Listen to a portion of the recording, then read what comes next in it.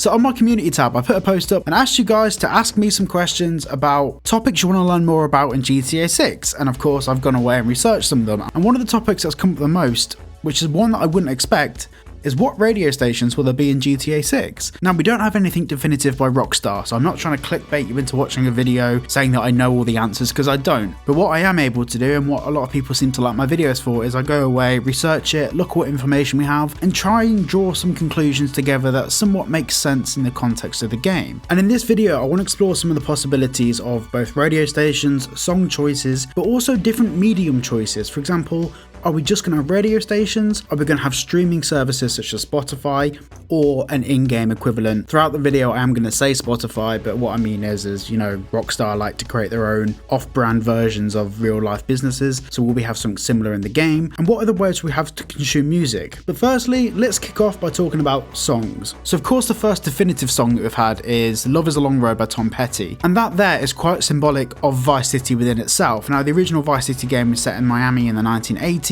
and that was a very, very important time for not just music, but also culture, especially East Coast American culture at the time. That was a point in American musical history where things started to transition and split, and there was a general divide between music genres. Bands and musicians were either splitting off and going into hard rock and metal, and there was a new epidemic of people experimenting with electronic and synthwave and synthesized music. And music played a core role in GTA Vice City back in the early 2000s. With guest appearances from Phil Collins, for example, there's a lot of names in the music industry that just symbolize the 80s. Rick Astley, for example. No, I'm not going to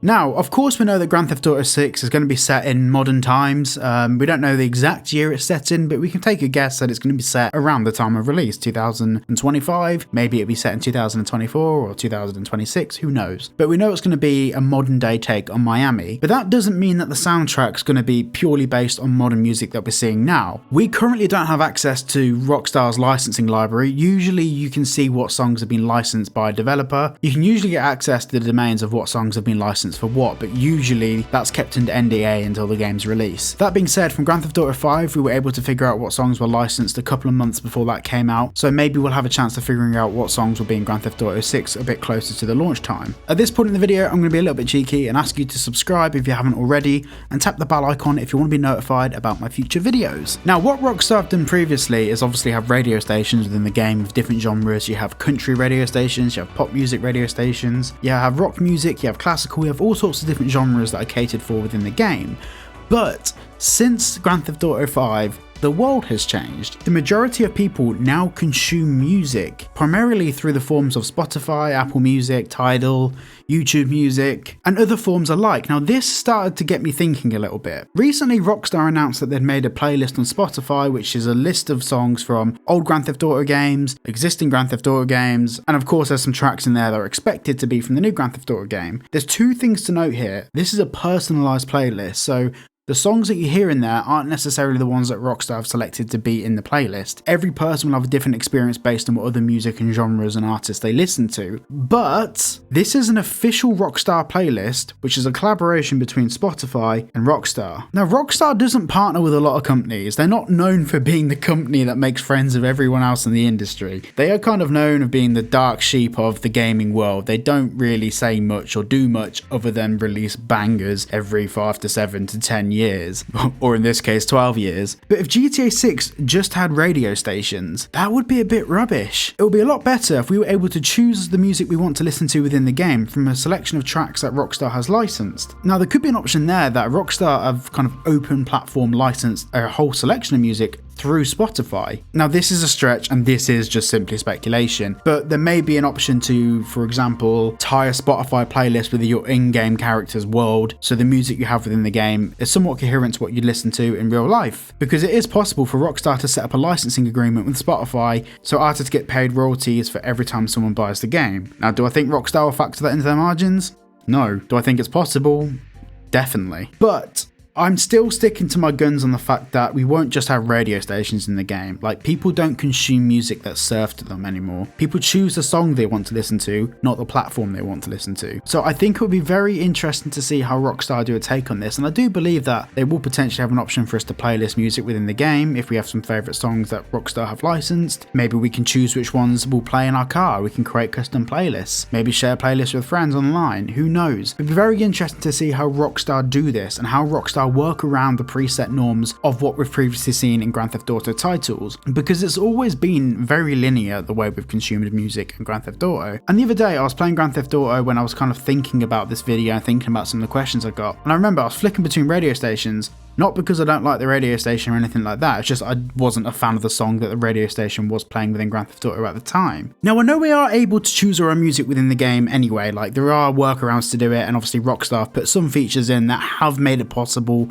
for people to do this, but I'm more thinking along the lines of our character maybe having headphones with them or AirPods or some equivalent within the game with them, where they can from the phone in the game maybe select some music or a playlist they want to listen to, and a character can actually listen to that music while you're going around on a rampage, for example. Because people consume music personally, not just in their car or in their apartment. So yeah, I thought I'd just add that in there. I know I'm going to get comments from people saying you can do it. I know you can, but it's more of a workaround, which really does lend some weight to the whole Spotify or in-game equivalent maybe actually working with Spotify in real life, because Spotify have the access to license the most amount of music possible. I don't know, it got me thinking, and with Rockstar making a playlist on Spotify, and it's an official endorsed playlist in collaboration with Spotify, it does make you think. Because Rockstar could just go and create their own Spotify account, add their own songs to it, make it a customized playlist and publish it publicly. They didn't have to collaborate with Spotify to do what they did. So the fact that they did might say a little bit. You let me know down below what you think. Now when it comes to music in the game, I don't think it's a stretch to assume that we're going to have different radio stations or different platforms to consume music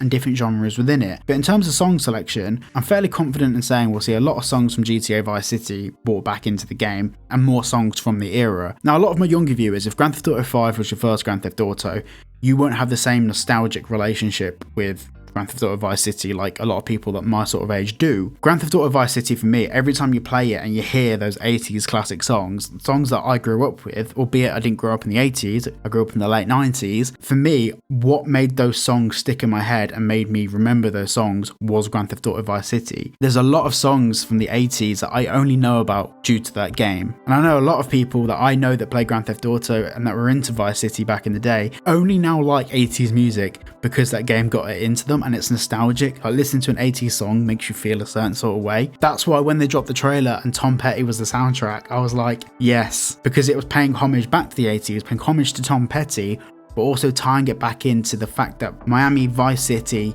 is known for the 80s. Miami Vice and all the cultural significance of the 80s is what made Grand Theft Auto Vice City so important. But also Rockstar Games themselves, well, Leslie Benzies, who used to be the former writer and head producer at Rockstar Games before he left in 2014 to 2016, it was a bit of a grey area, a bit of a murky line there. When he was asked back in 2013 why Grand Theft Auto 5 hadn't returned back to Vice City and instead returned back to Los Santos, his reason for that was saying that he wasn't sure how they'd recreate Vice City, because what made Grand Theft Auto Vice City such a good game wasn't the fact it was set in Miami, it was the fact that it was set in the 80s, and the significance of that game being set in the 80s makes it so important to the storytelling, to the vibe, to the feel of the game. So clearly, even though Leslie's no longer with Rockstar Games, Rockstar do understand the importance of bringing back that 80s vibe to the game, the neon lights, and we can see from the trailer, they have brought back the neon lights, they have brought back the vibe that came with the 80s game, but set in modern times. I'd be really keen to hear what your guys' thoughts are on this down below. Make sure to drop a comment and let me know what songs you'd like to hear in the game, and also what genres of music you listen to.